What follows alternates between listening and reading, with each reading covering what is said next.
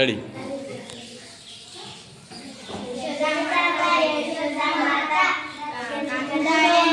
અમારા ઘરે આવીને મંડુકી ફોડીને માખણ ખાઈ ગઈ.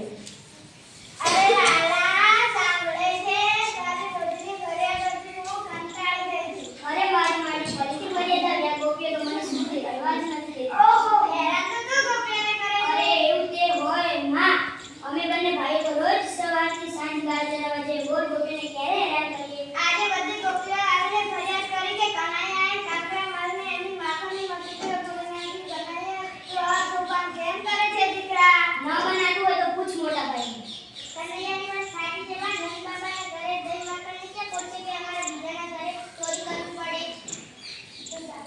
તું સાવ ભોળી છે વાવડી. હું વળી માખણની ચોરી કરું?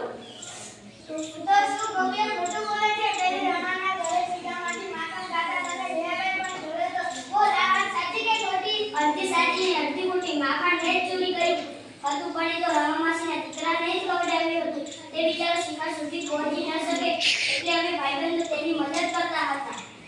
ન મનાતું હોય તો પૂછ મોટા ભાઈ. કનૈયાની વાત સાચી છે બા. તારી જેવા બધી